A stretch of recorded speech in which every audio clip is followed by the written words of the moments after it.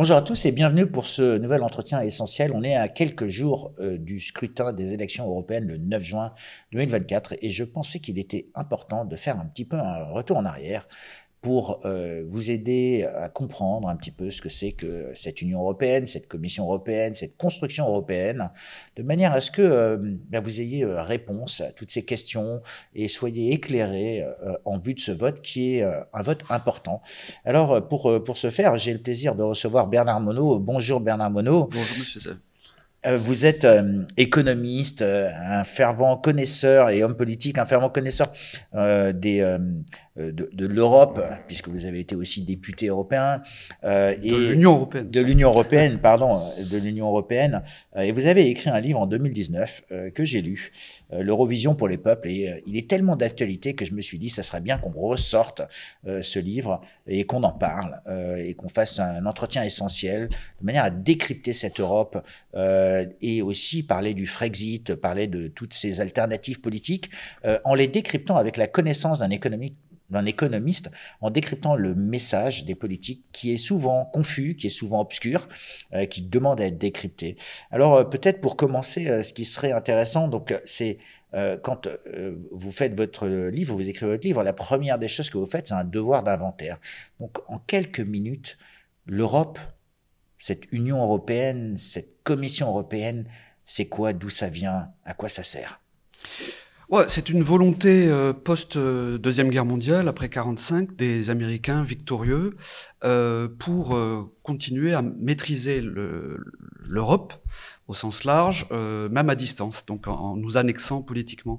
Et donc ça a été une construction dès les années 50 avec les deux agents américains, on va dire, maintenant c'est avéré, Schuman et Monnet, Jean Monnet. Et donc ça a commencé en 57 avec le vote pour la CECA, la Communauté européenne pour le charbon et pour l'acier. Et on constate, 60 ans après, qu'il n'y a plus de charbon et plus d'acier en Europe. Donc c'était une construction commerciale, on va dire, à l'origine. Artificielle, voilà, artificielle, mais d'une volonté politique américaine, et qui a bien marché, puisque on voit bien que 60-70 ans après, on est à la veille des États-Unis d'Europe. C'est le vieux rêve, qui était d'ailleurs inscrit dans le schéma aussi du Troisième Reich. Et moi aujourd'hui, je parle ouvertement. Si le projet de fédération européenne aboutit, comme je le crains, dès 2025, eh bien, ça pourrait être l'Union européenne Reich. Et ça, c'est le délire des euromondialistes et des atlantistes d'avoir la main sur l'Europe. Car leur objectif depuis un siècle, on va dire, aux États-Unis, c'est d'empêcher justement le rassemblement entre l'Europe de l'Ouest et la Russie notamment, qui formerait un vaste continent inviolable. Et ça, ce serait insupportable pour l'hégémonie, la suprématie américaine. Donc c'est un vieux rêve qui est en passe de se réaliser là dès 2024-25. Donc au jeu, on va dire, des richesses des nations ou du risque, on voit qu'il y a des territoires géographiques. Donc il y a les États-Unis, il y a l'Europe avec cette Russie étendue, avec cet ancien bloc qui va jusqu'à Vladivostok, on va dire, on ne sait plus où ça s'arrête. Au Pacifique, on va dire jusqu'au Pacifique. En fait, c'est un grand continent. Il y a l'Afrique et il y a la Chine. Et donc, ce qu'on a essayé de faire, c'est d'y rajouter une couche d'une construction économique, une construction politique, de manière à en contrôler les frontières? Artificielle, absolument. Alors c'est pour ça que je distingue bien, moi, on s'est galvaudé aujourd'hui le mot Europe, je distingue bien entre l'Union européenne et l'Europe. L'Europe, c'est un territoire géographique qui existe depuis plusieurs millénaires, et puis l'Union européenne, c'est une construction, une organisation administrative artificielle avec un seul point d'entrée qui est Bruxelles, qui est la Commission européenne, et avec lesquels les lobbies, notamment anglo-saxons, discutent en permanence pour n'avoir qu'une tête pour négocier. On reparlera des lobbies. Quand on regarde le coût de cette construction européenne, qu'est-ce que ça a été, et est-ce que dans la notion du bénéfice-risque, est-ce qu'on a eu un bénéfice de cette construction? La France a tout perdu depuis Maastricht 92. Alors moi, comme vous l'avez rapidement évoqué, je suis vice-président du Cercle national des économistes. Tout à fait. On a fait en début mai un bilan de ce qu'était 30 ans d'Union européenne, et on s'est aperçu que le bilan était calamiteux pour la France en matière économique, mais même politique. Et là, vous avez quelques chiffres que vous allez pouvoir nous donner, parce exactement. que je pense qu'il faut quand même remettre ces chiffres de manière à ce que les gens, ce qu'on aime bien chez François, leur donner les éléments pour qu'ils se fassent leur propre jugement. C'est factuel et toutes les sources sont officielles, Eurostat, INSEE, Banque de France, etc. Donc le rang mondial de la France en termes de PIB entre 1993 et 2023 est passé du 5e, la France est passée de la 5e à la 7e place, hein, donc un recul évident. En taux de croissance de PIB, nous étions en 93 à 2,6% de croissance économique, nous sommes tombés à moins de 0,9 en 2023 et 2024 probablement ce sera encore moins. La part de l'industrie dans le PIB a chuté de 7% environ. Le taux de chômage a bondi de 1 700 000 chômeurs supplémentaires entre 1995 et 2022-23. Voilà, la dette publique a quasi doublé. On était à 57% en 1995. Nous sommes à 110% officiellement. Un pourcentage du PIB. Un pourcentage du PIB, absolument. Et donc là, on est à plus de 3 000 milliards quand même. On entend quand même des chiffres. 3 100 milliards à l'heure où je vous parle. Et ça, c'est la dette publique. Mais il faut y rajouter la dette privée. Et c'est là que nous sommes passés. Entre 2008 et 2023, nous avons doublé la dette totale extérieure, c'est-à-dire publique et privée, il faut la compter. Et nous sommes passés de 3 500 à 7 000 milliards de dettes extérieures. Voilà. Donc on est complètement sous le joug de nos créanciers internationaux et qui font la pluie et le beau temps chez nous. C'est pour ça que Macron est déjà sous Sarkozy et sous Hollande a bradé tous les fleurons français. Bon, tout le monde le connaît, Alstom, Alcatel, Technip, le nucléaire avec l'Union européenne, etc. Donc si vous voulez, aujourd'hui l'Union européenne est le cheval de Troie de toutes les multinationales anglo-saxonnes et puis d'autres, hein, et donc on est en train de disparaître en matière de poids économique. Donc on dissout, européen. On va dire, la France dans l'Europe quelque part. C'est ça, en quelque sorte, oui. Ouais. Alors vous venez de parler quand même de... un point juste important, qui est très important pour moi, si on veut effectivement renverser la vapeur, redresser comme en 1945. Le stock d'or de la Banque de France en 93 était d'environ 3060 tonnes d'or, et après la forfaiture et les trahisons de Sarkozy en 2004, lorsqu'il était ministre de l'économie, qui a fait vendre environ 620 tonnes, nous sommes aujourd'hui officiellement dans le bilan de la Banque de France à 2436 tonnes. Voilà, donc ce sont des atteintes permanentes aux forces de la France par tous les moyens, et bien entendu tous ces sujets-là sont ignorés et silencieux dans les médias. Alors, ils sont ignorés dans les médias, mais ils sont aussi ignorés parmi nos politiques. Et ça, on en parlera un petit peu plus loin. Juste une petite question. Qui sont les créanciers, on va dire, de la France aujourd'hui? Alors, majoritairement, les fonds d'investissement américains, pour en citer que deux, c'est BlackRock et Vanguard. Alors, c'est difficile d'avoir des chiffres là aussi, parce que sur le marché secondaire de la dette, des obligations, vous savez que ça change de main instantanément. Donc, si on fait une photo à l'instant T, donc il y a les États-Unis, quelques pays européens, dont l'Allemagne, l'Italie, etc., avec des investissements croisés, absolument. Et puis après, il y a les pays du Golfe, qui possèdent en partie la dette française. Alors, on s'est un petit peu désensibilisé. Et la Chine aussi? La Chine, ah oui, enfin, au sens large, l'Asie. Hein. Et donc, si vous voulez, on est à peu près à 53% de détention par d'autres pays que la France, voilà, que la dette domestique. Et ça, c'est par exemple au Japon, je crois que c'est 93% de la dette japonaise est détenue par les Japonais eux-mêmes. Donc, on a une insensibilisation aux pressions et aux influences financières. Donc, c'est une forme d'ingérence de puissance étrangère au sein de notre souveraineté. Absolument. Les fonds d'investissement, les banques d'affaires américaines, Goldman Sachs, JP Morgan.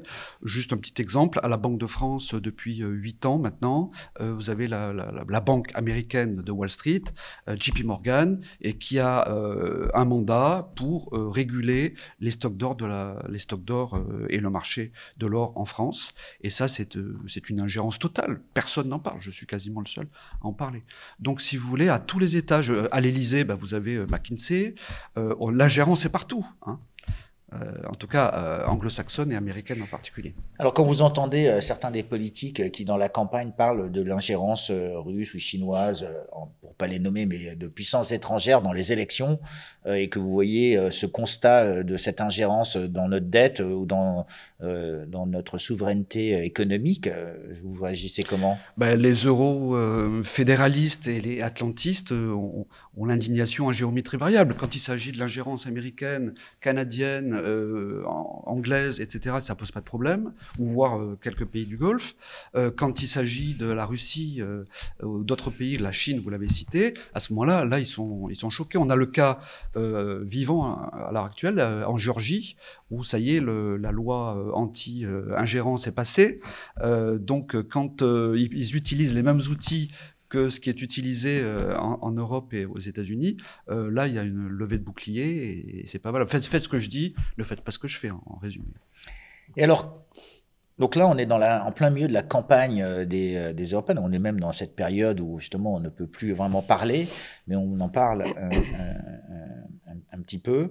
Et que vous écoutez les politiques, est-ce que vous pensez qu'ils sont compétents dans ces domaines? Est-ce qu'ils écoutent? Est-ce qu'ils sont sachants?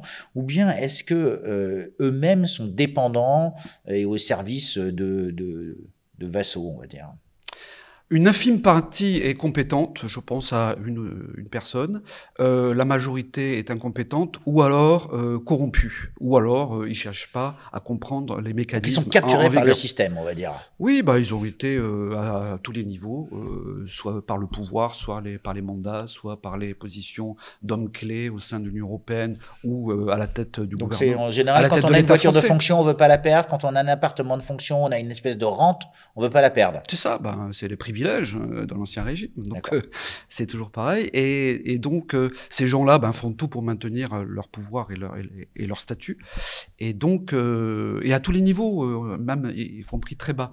Donc par exemple, je vais citer il y a à peu près 44 directions et services à la Commission européenne, avec tous les lobbies qui ne sont même pas employés, avec des centaines de milliers de fonctionnaires européens qui sont là et puis qui sont aux ordres des lobbies.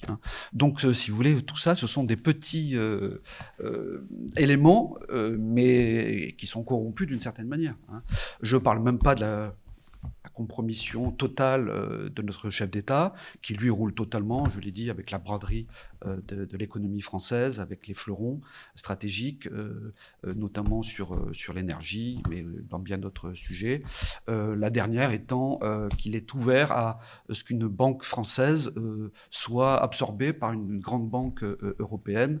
On en est là, donc il est prêt à tout brader. Alors ça c'est les aspects économiques, et il est même, il soutient même, on va dire, d'envoyer des hommes en Ukraine, d'envoyer des missiles sur le sol russe, donc de dépasser. Donc, on dépasse la belligérance, l'ingérence d'un point de vue économique, mais aussi la belligérance d'un point de vue militaire. Et oui, c'est ça, parce que quand on est dépendant via la dette de ses créanciers, eh bien, on est aux ordres, et c'est le cas de la France, mais il n'y a pas que la France, il y a d'autres pays de l'Union européenne, et effectivement, ils obéissent aux consignes, notamment celle de Washington et de l'OTAN, qui fait la provocation, qui date pas d'aujourd'hui, mais elle est crescendo. Moi, ce qui m'inquiète à l'heure actuelle, c'est qu'il y a une vraie escalade dans les dernières mesures, notamment l'OTAN s'est réunie en Bulgarie le lundi dernier, et ils ont voté à la majorité le fait de continuer à alimenter en armes et puis à autoriser en armes l'Ukraine et à autoriser l'Ukraine à employer ses armes contre la Russie directement. Donc c'est une déclaration de guerre, pour l'instant, on va dire, par des propos, mais qui peut devenir réalité. Et là, c'est la Troisième Guerre mondiale nucléaire. Et là, c'est très inquiétant parce que personne n'en parle réellement dans cette campagne. Il y a deux enjeux pour moi qui ne sont pas abordés par les principaux candidats. C'est la paix en Europe, et deuxièmement, c'est la disparition juridique de la nation France, qui n'est pas du tout abordée par rapport au coup d'État qui est en train d'être mené, qui est déjà prêt, mais en projet caché, dans les textes de l'Union européenne. Ça a été voté au Parlement européen, ainsi que voté à l'Assemblée nationale. C'est le coup d'État de l'Union européenne fédérale contre la France. Voilà, ça c'est pas du tout abordé par les candidats principaux qui se disent pour la paix, etc., sauf qu'ils œuvrent pour la guerre. Alors donc ces candidats qui se disent pour la paix et qui œuvrent pour la guerre, on va reparler de la guerre un petit peu plus tard. Dans votre livre, à la fin du chapitre 2, vous dites après les avoir côtoyés pendant 5 ans à Bruxelles et à Strasbourg, je peux le dire, les fédéralistes européens sont obsédés par la construction d'un État fédéral qui ne peut exister contre la négation de 28 États-nations. Ils souhaitent la centralisation à tout prix. Donc centralisation, pourquoi? Pour des pouvoirs. Ce sont des idéologues dangereux, ou pire, des représentants d'intérêts financiers privés, qui sont des vampires de la richesse des nations et des peuples. Donc ça, c'était en 2019 quand vous l'avez écrit. Il y avait encore le Royaume-Uni, puisque vous avez dit 28, aujourd'hui nous sommes 27 États membres dans l'Union européenne, et le Royaume-Uni est sorti, et peut-être par bonheur pour le Royaume-Uni, parce qu'ils ne subiront pas la fédération européenne qui est en préparation par les fédéralistes. Alors, parlons un petit peu de cela, parce qu'il y a quelques candidats souverainistes qui scandent le Frexit. Je les entends dans des manifestations. Et parfois, en regardant, en discutant avec les gens, le Frexit fait plus peur que le fédéralisme à outrance. Et du coup, les auditeurs, ils ne savent plus où donner de la tête. Donc, ils se disent, Frexit, je ne sais pas ce que c'est. Fédéralisme, on en a déjà vu. Et il y a une forme d'escalade d'engagement vers ce fédéralisme. Donc, si on essaie d'expliquer aux auditeurs que ces deux stratégies sont des stratégies extrêmes, on va dire. Y a-t-il pas une voie centrale? Vous avez déjà résumé. Alors pour vos auditeurs, on va essayer d'éclairer, de clarifier tout ça. Je considère qu'il y a 3 options. Le fédéralisme, c'est ce qui est en cours de construction et qui va aboutir probablement en 2025 avec la Fédération européenne, pour lequel il y aura soit comme présidente Madame Ursula von der Leyen, qui est déjà présidente de la Commission européenne, et puis probablement Mario Draghi, qui est en train de pousser ses pions pour devenir donc président de cette Fédération européenne. Ça, c'est le fédéralisme. L'autre extrémité, effectivement, c'est le Frexit, c'est-à-dire la sortie radicale du marché unique et de l'euro. Ce sont moi, effectivement, dans mon livre, j'ai établi les définitions du Brexit, du fédéralisme, et puis la troisième option. Le Brexit, c'est la troisième option. Voilà, le Brexit, c'est ce que j'ai conçu, en fait, c'est-à-dire sortir l'Union européenne de l'Europe. C'est pour ça que je distingue bien les deux. Hein. Et donc, mais par des méthodes, on va dire, douce, hein, c'est-à-dire que mais réaliste, voilà, réaliste, faisable, pragmatique. Et moi, je suis un grand pragmatique, tout en étant politique et économiste. Mais il faut des solutions qui soient acceptables par les électeurs. Le Frexit, c'est la sortie radicale de l'euro et du marché unique, donc de l'Union européenne. Ça veut dire, c'est le désordre total, c'est la déstabilisation de la France. On va être immédiatement attaqué par les marchés financiers sur notre dette, et puis on va être pointé du doigt. Ça va être donc ce que vous êtes en train de dire, le fédéralisme, c'est le chaos.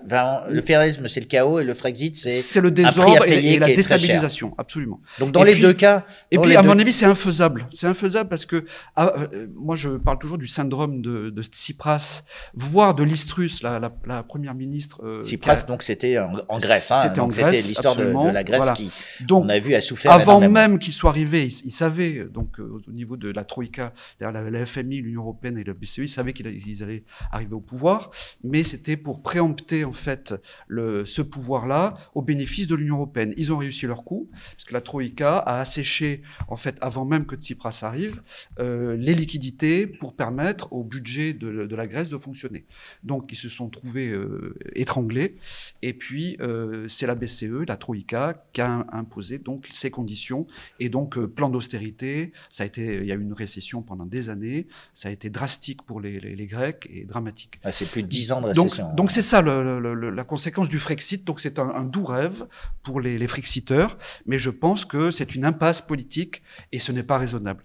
Donc moi, j'ai inventé ce que j'appelle la voie intermédiaire, c'est-à-dire entre les deux extrêmes. La voie moyenne, c'est le Bruxit, c'est-à-dire sortir l'Union européenne de l'Europe, et je l'ai baptisé l'Alliance européenne des nations, que j'avais écrit en 2017-2018 avec mon équipe. Et ça tient la route, ça a fait l'objet de ce livre que j'ai expliqué dans le détail.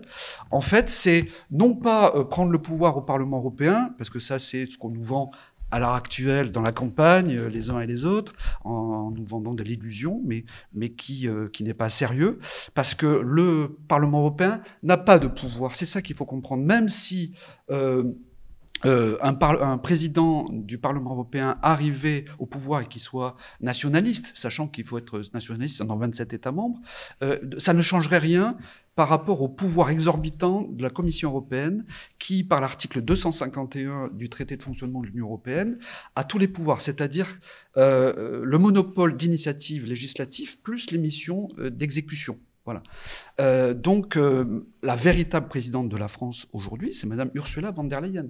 Elle impose via des feuilles de route annuelles, c'est auquel obéit Monsieur Macron, notamment la retraite, la réforme des retraites, maintenant la réforme de l'assurance chômage. C'est-à-dire on l'a vu aussi sur l'énergie, on a vu sur la politique agricole. Absolument. Donc, dans tous les domaines, c'est le pouvoir qui obéit d'ailleurs aux intérêts privés des lobbies, hein, qui ont leur place à Bruxelles. Quand le président chinois vient en France, qu'il est reçu par Emmanuel Macron en visite d'État et qu'il y a Ursula von der Leyen, pour vous, c'est un exemple, cela ? C'est l'ingérence totale. C'est l'Union européenne qui occupe la France. Et effectivement, c'est comme à l'époque. On peut faire toujours un parallèle avec l'histoire entre 40 et 45. Donc c'est une forme d'occupation, on va dire. Absolument.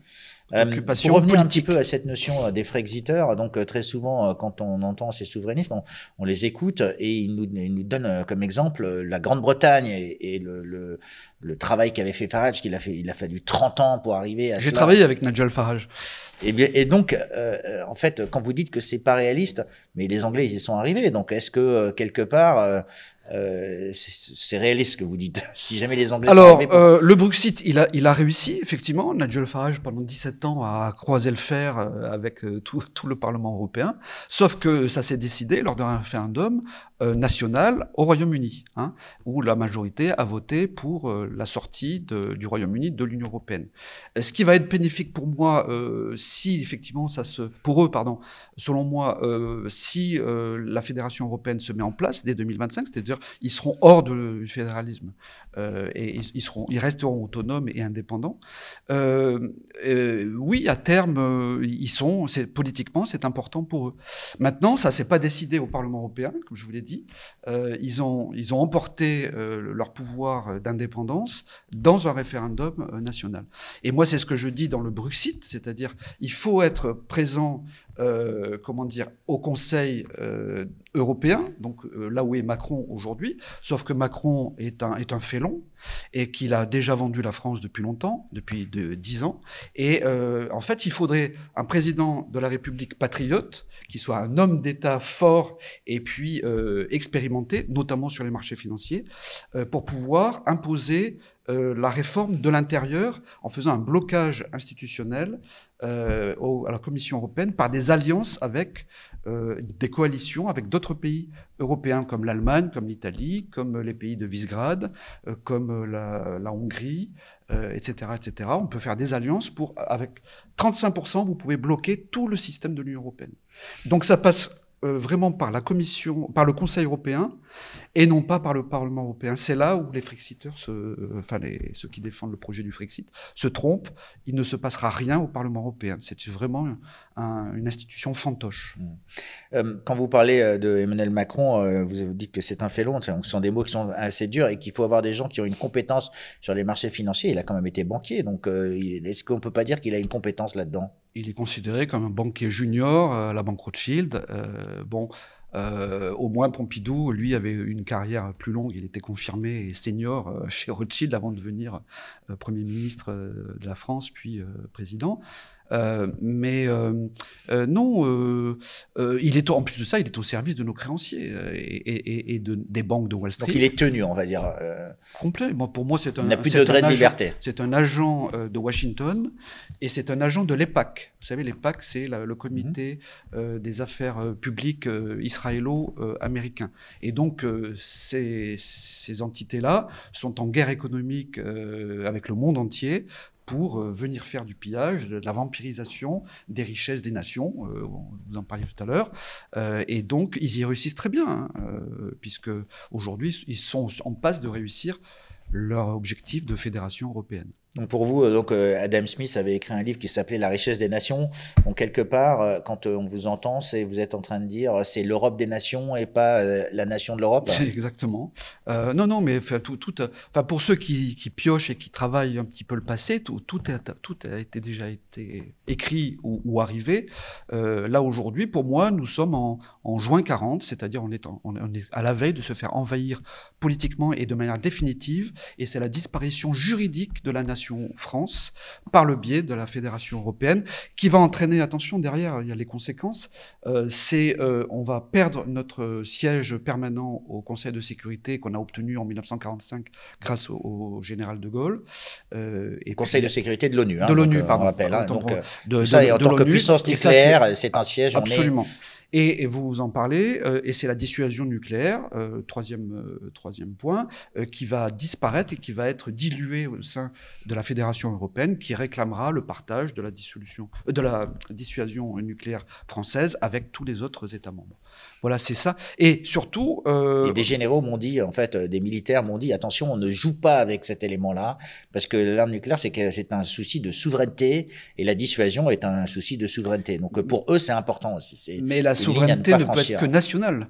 On entend Macron et tous les autres macronistes parler de souveraineté européenne, ça n'existe pas, puisqu'il y a 27 pays dans cet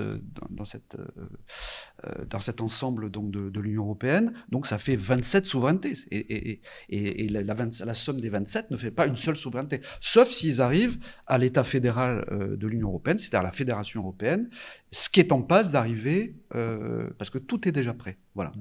Alors c'est en passe d'arriver, et quand on entend, on va dire, des gens comme Valérie Hayet ou d'autres supports de soutien, on va dire, marche forcée vers cette Europe fédérale, ce fédéralisme européen, on a l'impression qu'eux-mêmes sont pris dans une escalade d'engagement. Est-ce que pour vous, ils comprennent ce qu'ils font, sont juste des agents d'un système dans lequel ils se posent même plus la question et ils foncent tête baissée? Au sommet de la pseudo-élite qui nous gouverne, que je peux appeler souvent, quand je suis en colère, la pègre. On a une pègre mondiale occidentale qui nous gouverne, au niveau du G7 et puis de tous les satellites autour. Certains sont très compétents, ils savent ce qu'ils font. La plupart ne le sont pas. Voilà. Donc le problème, c'est qu'ils sont soit corrompus, soit ils n'ont pas travaillé, soit ils sont ils sont au service d'eux. Au service des multinationales anglo-saxonnes.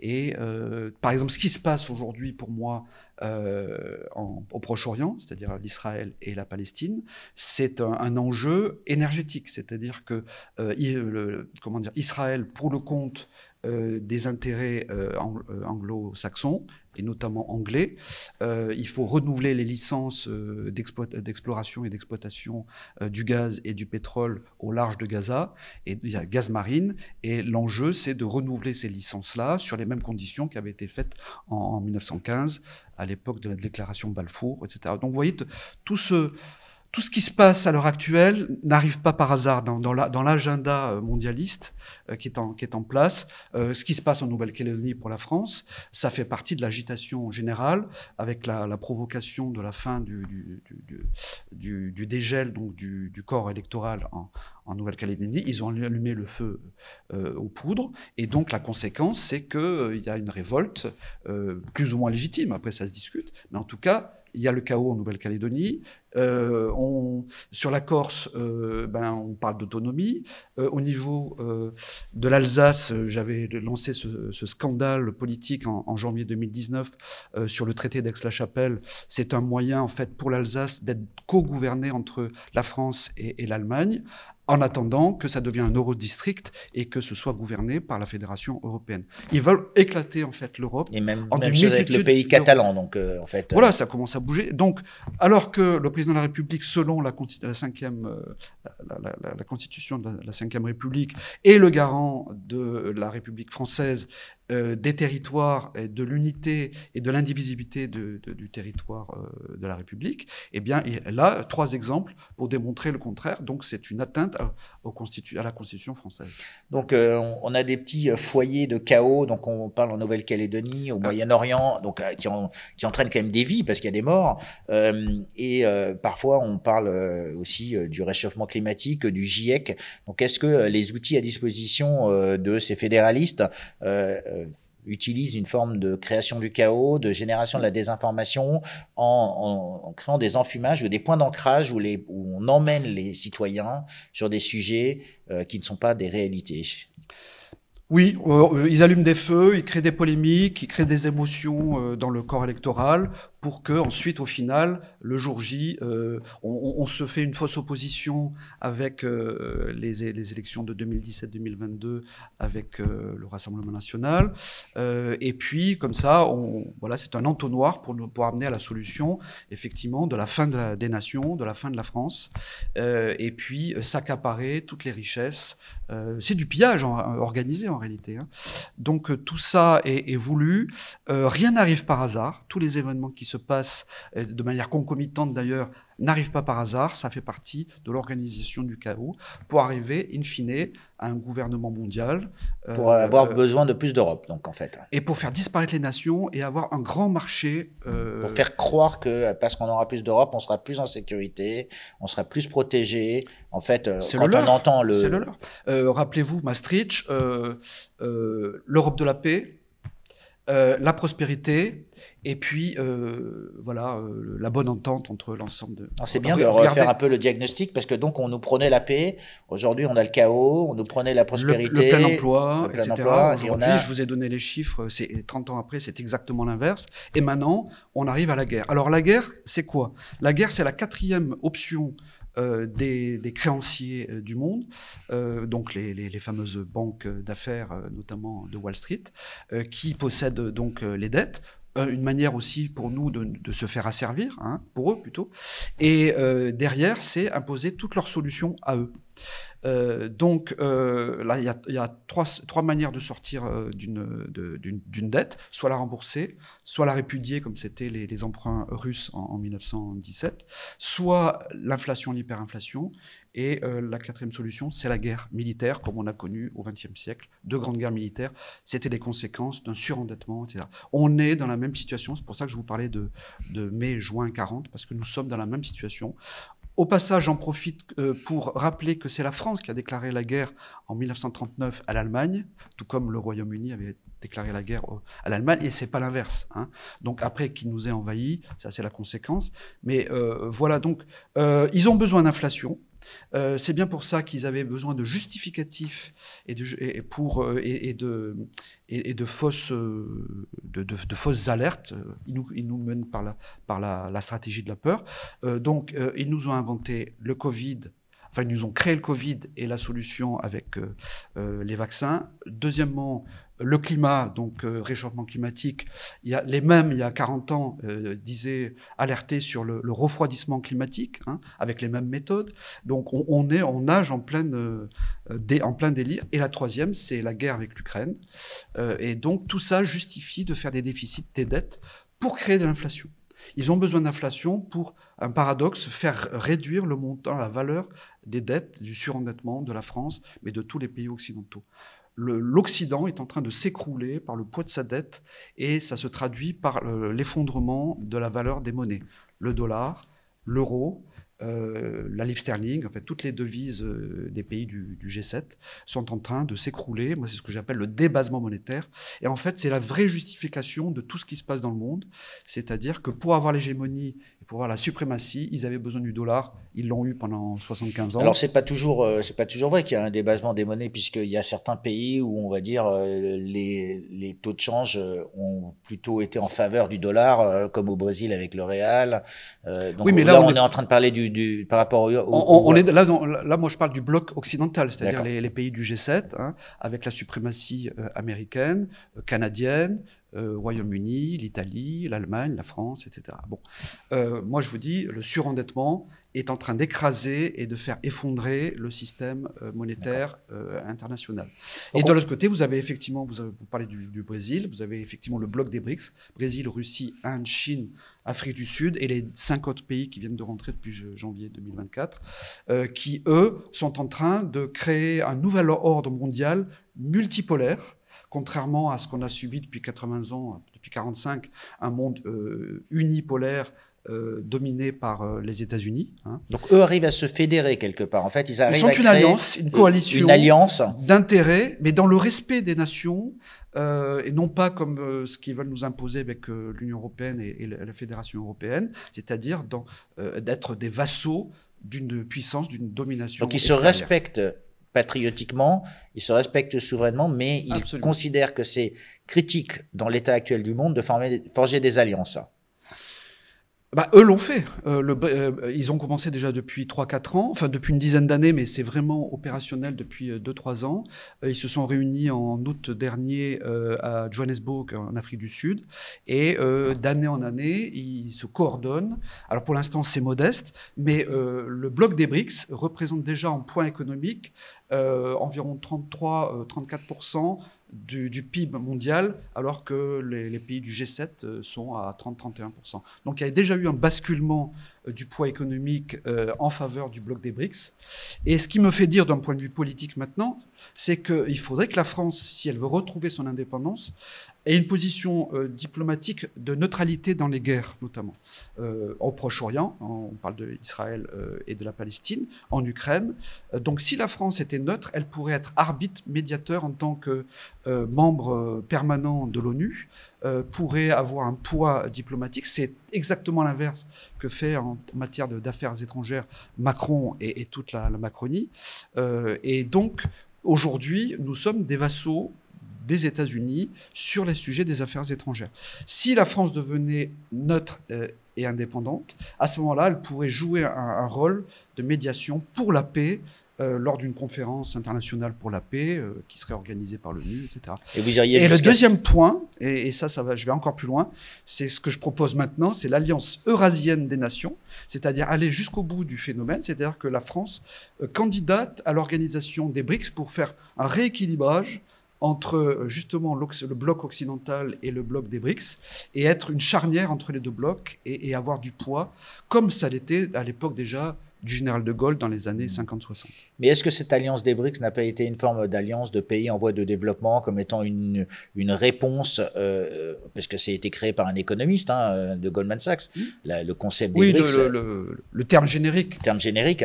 Donc aujourd'hui, c'était un terme générique comme la construction européenne, comme l'Europe, qui a été créé de manière à agglomérer tous ces pays qui avaient certains critères de pays en voie de développement, mais qui aujourd'hui ont suivi les conseils, ont exécuté peut-être même mieux que ce qui avait été conçu. En fait, tout le monde s'empare, comme tout le monde est à égalité dans cette coalition, dans des BRICS, dans cette organisation des BRICS, tout le monde se respecte. Alors, il y a des divergences forcément, c'est normal, mais au final, ils avancent, ils prennent, le pouvoir est en train de basculer de l'Ouest vers l'Est. Il y a une inversion des valeurs. Avant, c'était l'Est qui était l'URSS, et aujourd'hui, c'est plutôt l'inverse. L'URSS, enfin les Soviétiques sont plutôt à l'Ouest, c'est-à-dire dictatorial. On parle de démocratie, mais on fait exactement l'inverse, etc. Bon, on est dans la communication, alors que eux sont dans l'action. Et moi, je suis assez époustouflé de l'avancée, notamment en matière économique. Et puis, je voudrais souligner le fait que les BRICS+, c'est-à-dire les 5 dont je vous ai parlé, plus l'Arabie Saoudite, l'Éthiopie, l'Iran, les Émirats arabes et l'Égypte, ça fait 10 pays avec des dizaines de candidats qui veulent rentrer dans l'organisation des BRICS derrière, dont le Venezuela. Eh bien, ils forment déjà 70% des producteurs de pétrole et de gaz dans le monde. C'est-à-dire qu'aujourd'hui, l'Occident est inférieur en matière de production de pétrole et de gaz par rapport aux BRICS. C'est ça qu'il faut bien comprendre. Les enjeux géopolitiques sont gigantesques.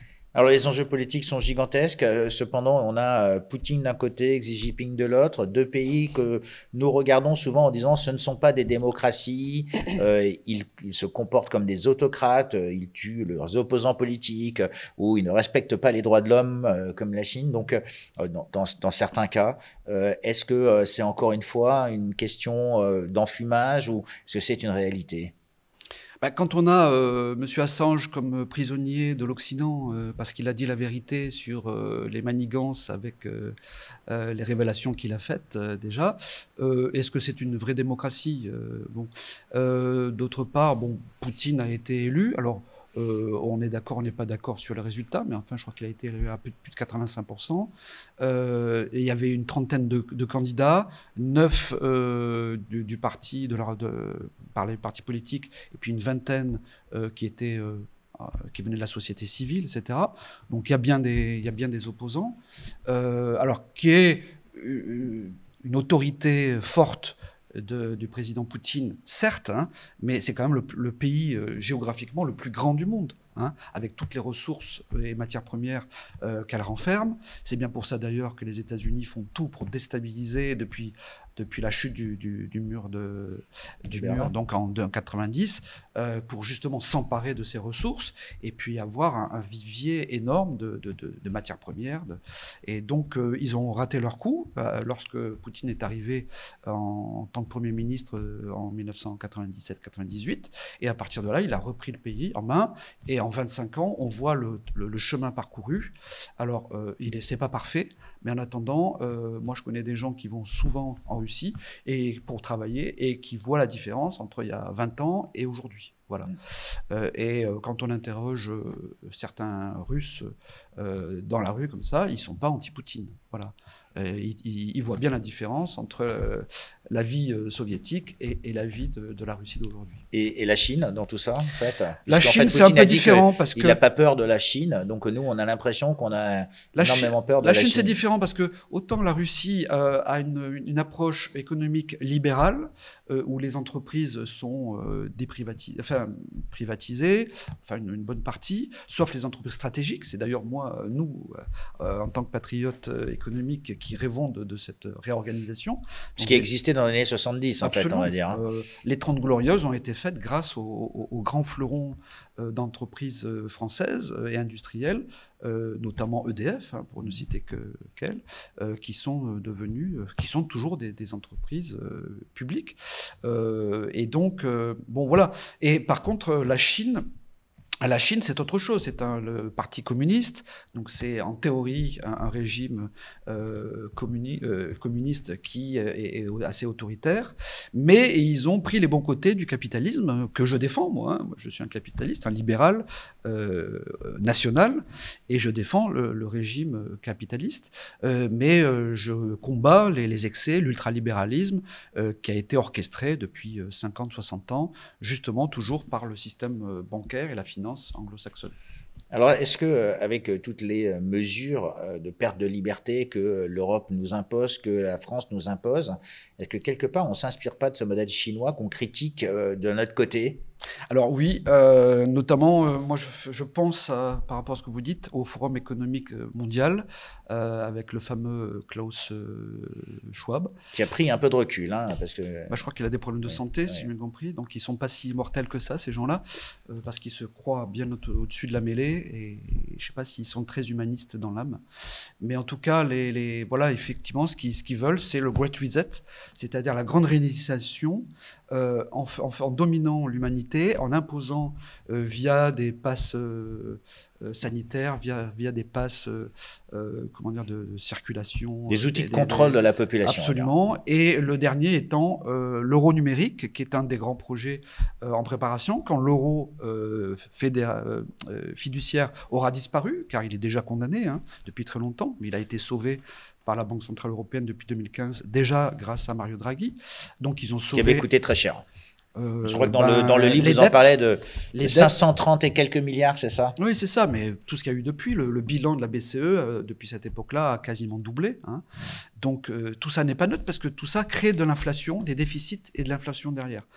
C'est pas pour rien que les Français voient leur pouvoir d'achat en train de diminuer, voient les prix flamber en matière alimentaire, en matière énergétique, etc. Et d'ailleurs, j'annonce à vos auditeurs qu'une deuxième vague d'inflation, voire d'hyperinflation sur l'énergie, est en train d'arriver. Ça commence aux États-Unis et ça va être importé en France. On ne devrait plus payer nos importations françaises en dollars, car le dollar nous oblige à importer de l'inflation. Donc déjà, on devrait payer en euros, puisqu'on a créé l'euro pour ça. Mais que ce soit au niveau public ou privé, on continue à faire toutes nos importations en dollars. Bon. Ça, c'est la première mesure patriotique en économie qu'il faudrait faire. Voilà, donc... l'Union européenne est soumise au diktat en fait des multinationales anglo-saxonnes. Et à l'aube donc de ces élections européennes, donc c'est bien de faire un petit peu un tour, de reparler de cette construction européenne, de ses problèmes, de parler des BRICS, des avantages, donc de parler un petit peu des différentes options dont la guerre est une option. Quand un électeur va se trouver le 9 juin, donc on essaie justement de les éclairer. Pour vous, en fait, il faut faire quoi? Il faut voter pour qui? Il faut voter comment?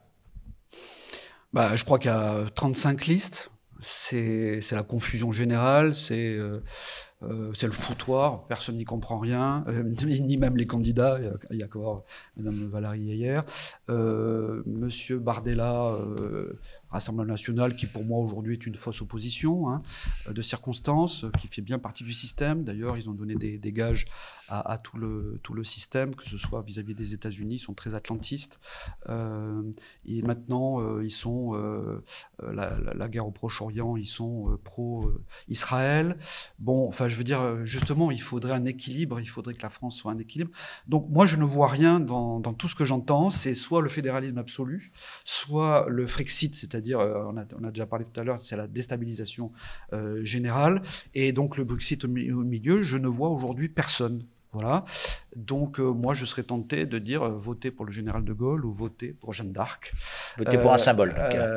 Voilà, parce qu'aujourd'hui, c'est pas la solution. La solution viendra des prochaines élections présidentielles avec un homme d'État fort et avec un esprit patriotique et qui soit très compétent en matière, avec une expérience de l'État et une expérimentation sur les marchés financiers. Et donc, voilà, le prochain véritable enjeu politique pour la France, c'est 2027.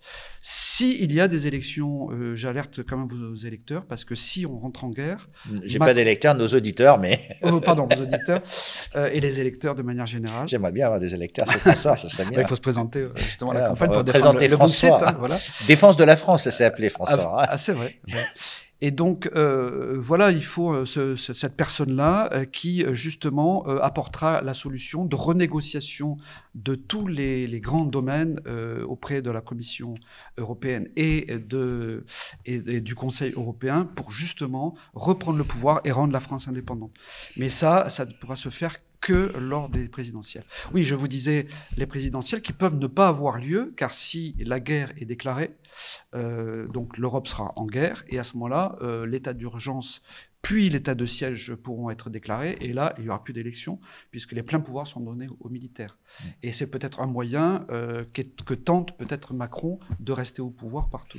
Et on rappelle, en mars 2020, il avait déclaré « Nous sommes en guerre contre un virus », donc l'état d'urgence avait été utilisé, urgence sanitaire, Conseil de défense, une forme de répétition, puisque quelque part... Répétition générale, absolument. Vous avez eu des répétitions. Bernard Monod, merci beaucoup pour cet super entretien essentiel. Donc, on le rappelle, un livre qui a été créé en 2019, l'Eurovision pour les peuples. Dedans, il y a un petit quiz pour savoir tout sur l'Europe avec des réponses à la fin. C'est pas mal, c'est un peu comme à l'école parce que ça permet justement de se poser des questions et on s'aperçoit qu'il y a beaucoup de questions auxquelles on ne connaît pas les réponses, malheureusement. Et les réponses sont dedans, j'invite à le lire. Le sous-titre est important, le patriotisme ou la banqueroute. Le patriotisme. Comme nous n'avons pas, comme notre élite depuis 50 ans n'a pas voulu faire de patriotisme, eh bien nous aurons la banqueroute et elle a déjà commencé puisque le montant des dettes est faramineux et ça va très mal se terminer pour notre pouvoir d'achat. Et on rappelle que François Fillon avait déclaré, lorsqu'il était Premier ministre, que la France est en faillite. Donc, en fait... Ce qui techniquement est faux. Nous sommes ruinés, mais nous ne sommes pas encore en faillite. En fait, la faillite étant mais on est en voie vers la banqueroute. Commerciale, on est en voie vers la banqueroute. Donc, merci beaucoup Bernard Monod. Merci beaucoup à vous tous de nous suivre et de cet entretien essentiel où on a vraiment évoqué des sujets dans le fond avec quelques solutions, même si, bien sûr, ce n'est pas toujours évident de savoir pour qui voter au moment de ces élections européenne, on le rappelle, c'est un acte quand même citoyen d'aller voter, donc d'exprimer son vote. C'est encore un des peut-être rares éléments au territoire de la démocratie qui nous reste, puisque le reste étant sous influence, comme l'a rappelé Bernard Monod, sous forme de vassalisation, puisque notre dette, on est encore dépendant de nos créanciers. Vous êtes toujours dépendant de votre indépendant avec votre bulletin de vote, donc utilisez-le, faites-le à bon escient. Et merci beaucoup beaucoup de nous suivre chez François. On aime bien poser des questions à des personnes qui sont un peu en dehors des sentiers battus. Et je rappelle, cette interview a été préparée avec un certain nombre de personnes qui étaient mis au courant de cet entretien, ont posé des questions auxquelles Bernard Monod s'est prêté. Merci beaucoup donc d'être venu chez François aujourd'hui. Et à très bientôt sur François. Et continuez à nous soutenir. C'est grâce à vous qu'on est là. Donc, François, on essaye de faire la défense de l'information, la défense de la France. C'était le titre en 1941. Parce que cette année, on a 80 ans, puisque François s'est appelé François en 1944. À très bientôt et bonne journée.